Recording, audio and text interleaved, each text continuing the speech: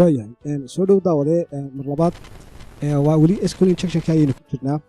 marka kani waxaan idin wadaagayaa waxoogaa xirfado yar iyo khiyaamooyin yar oo la xidhiidha SQL injectionka mararka qaarkood waxaa dhacdaa markaynu isticmaalayno SQL injectionka gaar ahaan waxaan muuqaalkii ka horeeyay idin wadaagay statements kuwaasoo isugu jiray mid true iyo mid false sida halkan aad ku arkayso aan 1 equal 1 ayaan idin wadaagay markii ka horeysay ama muuqaalkii ka horeeyay blind SQL injection aynu kaga hadlayay waxa dhacdaa mararka qaarkood web serverka ama web applicationka dadka develop gareeyay inay blacklist ama weerarka ama xarfaha ay la mid yihiin ama xarfadaha ay ka mid yihiin aan 1 equal 1 ay ku darsadaan xarfaha la iska ignore gareynayo haddii userku soo geliyana pagekaas la iska ignore gareynayo ama la iska dhaafayo ama mayeel lagu daro blacklistiga xarfaha noocan oo kale aan 1 equal 1 haddaba real life haddaad SQL injectionka ama waxyaabaha dhacdooyinka ka dhaca ama website-yada realka haddaad rabto inaad ku check gareyso taasi waa mid badanaa ka jirta oo ma ogolaadaan 1 equal 1 waa iska basic weeyaan cid walbay garanaysaa haddaba taasi si aynu u dhaafno ugana gudubno waxaynu isticmaali karnaa inaynu isku darno xarfaha waaweynka iyo yaryarka aan inaynu xarfa waaweyn iyo yaryar aan isku darno halkaynu ka isticmaali lahayn 1 equal 1na aynu nidhaahno 2 oo kale aan isticmaalno way aanu isticmaalayna taasi mararka qaarkood dhinaca serverka wixii filter uu sameynayo web applicationku waxaynu isticmaali jirnay pub suite ayaynu isticmaali jirnay laakiin ka waran haddii ay xagga serverka already laguba program gareeyo haddii aad xarfo noocan aad aragto oo userku isticmaalayo iska ignore garee maxaynu markaa sameynaynaa muxuuse bedelku noqonaya bedelku wuxuu noqonayaa inaynu isku darno xarfo capital iyo xarfo small letters halkii aynu 1 equal 1 aynu ka isticmaalaynay aynu numberska kale aynu isticmaalno markaynu u baahannahay statement true markaynu u baahannahay statement false-na dee number aan ahayn 1 sidoo kale dee numberskii kale ayaa ku bannaan ood isticmaali kartaa ma shaqaynayaan kuwani ama haddaad statementka noocan aad u dhigto ma shaqaynayaan kan ayaan ku tijaabinayaa SQL injectionkayga haddaad u timaado oo 1 aan geliyo statement waxaan gelinayaa true ayaan gelinayaa anoo isku daraya xarfo capital iyo xarfo small letters soo single code ayaan leeyahay waxaan gelinayaa waxa loo yaqaano aan ayaan gelinayaa oo eeda capital ayaan ka dhigayaa d-da small haddana enter small ayaan ka dhigay d-dana waxaan ka dhigay capital ayaan ka dhigay halkan marka hore ka isticmaalayay 1 equal 1 waxaan isticmaalayaa markan 99 equal 99 ayaan isticmaalayaa sidoo kale waxaan ku darayaa percentage 23 ayaan ku darayaa enter markaan idhaahdo yes wuu shaqeeyey saad halkan ka arkaysan statementkaygaasi si fiican ayuu shaqeeyey sidoo kale odhabayna waa la mid maxaanu taasi uga gol leenahay haddii dhinaca serverka already programmerkii website-ka develop gareeyey uu xarfahan aan 1 equal 1 uu sidoo kale blacklistiga uu ku daray dee qaab aad u baas garan karto weeyaan mararka qaarkoodna way shaqaysaa sidoo kale markaynu isticmaalayno statementyadeena caadigiiha marka aynu sii dhex galno serverka aynu injection ka samaynayno unionkoo kale ayaa lagu samayn karaa oo unionkii ayaynu ku samayn karnaa waxaynu soo samaynay union ayaynu soo samaynay select 1 2 3 iyo percentage-kii sababtaynu taasi u isticmaalayno waxay ahayd inaynu ogaano columnskii aynu identify garayno ama aynu ogaanay inuu tablekeenu ka jiro haddaan isla taasi aan isticmaalo sidii normalka aan idin xasuusiyo percentage 23 aan idhaahdo inta aan masaxo waxaad arkaysaa intii column ee uu ka koobno waayahay taasi laftirkeeda serverka ama web applicationka waxaa lagu daraa xarfaha union iyo select ay ka mid yihiin dhinaca blacklistiga ayaa lagu daraa oo serverka haddii userka intaa isagoo ku weli noocaas haddaad aragto iska ignore gare ayaa serverka la geliyaa ama blacklistiga ayaa xarfaha noocana lagu daraa sidoo kale iyaga waxaynu samayn karnaa inaynu sida tii hore aynu samaynay oo kale inaynu isku darno xarfo small letters iyo xarfo capital letters aynu taasi iska ignore garayno waxaan samaynayaa union oo iyo waxaan isku darayaa xarfo waaweyn iyo xarfo yaryar sidoo kale select ayaan leeyahay waxaan rabaa inaan dejiso inay shaqaynayso haddaan qaabkaasi aan u bedelo l waxaan ka dhigayaa capital t-da waxaan ka dhigayaa capital t-da waxaan ka dhigayaa capital inter haddaan geliyo still waa shaqaynayaa query-gaas waa haddii wax filter aad aragto oo query-gaaga sidii normalka ahaa kaa u diidaya serverkaaga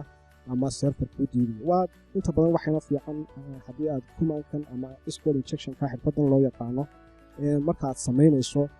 haddii ay ta koowaadi kuu shaqayn weydo sidii normalka ahaa markaad u geliso querygaaga qaabkan oo kale markaad u geliso haddii kuu shaqayn weydo waxaad isku daydaa inaad xarfaha capitalka iyo xarfaha small letterska aad isku darto haddii taasi kuu shaqayn weydo mararka qaarkood waxaa dhacda wax loo yaqaano spaceka serverku mararka qaarkood haddiiba aad aragto queryga space aad ku aragto queryga iska ignore garee ayaa serverka lagu program gareeyaa statement noocaas oo kale ama qaab noocaas oo kale u eg ayaa lagu program gareeyaa sidoo kale spacekaas waan iska skip gareyn karnaa inagoo isticmaalayna wax loo yaqaano plus iyo forward iyo double star iyo forward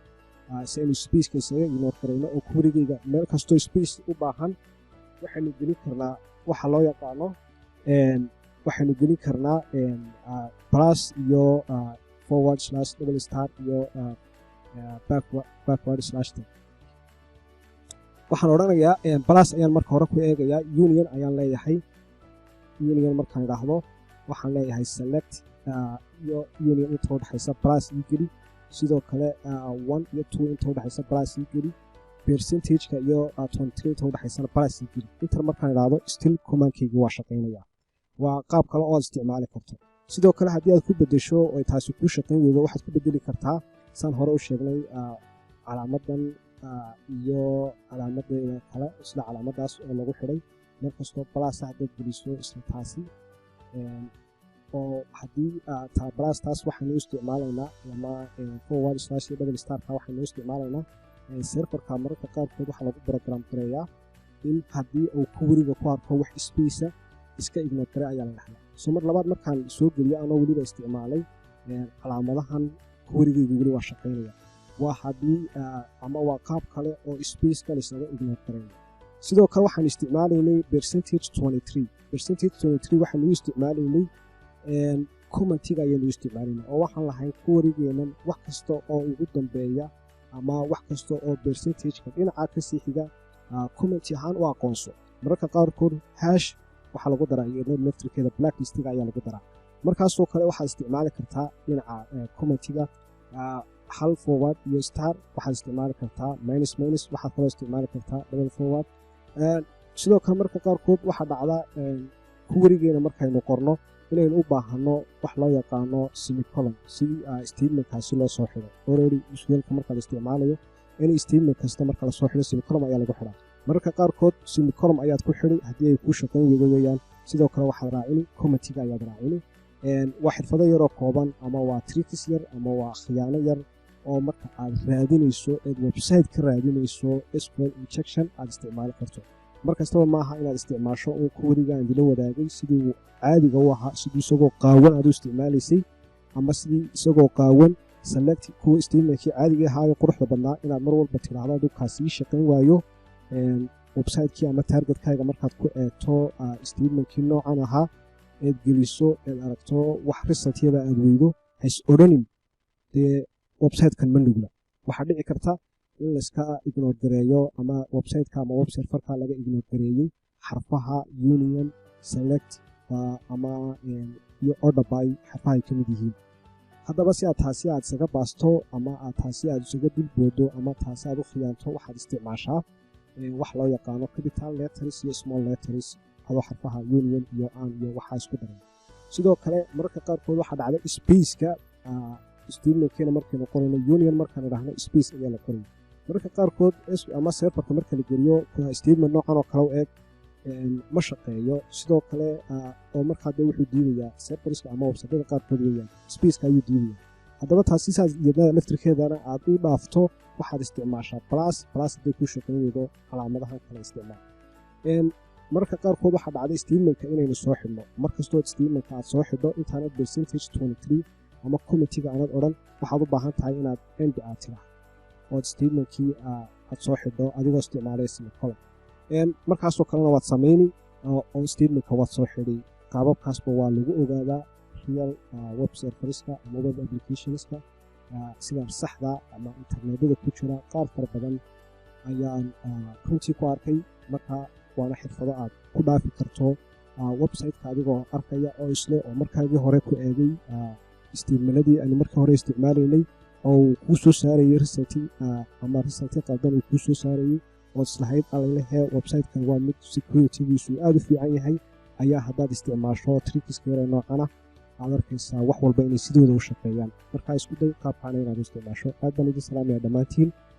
muuqaalkan halkan haddaad soo gaadhay like saar, sidoo kale haddaan nagu soo biirin naguna soo biir. Wixii aad u baahato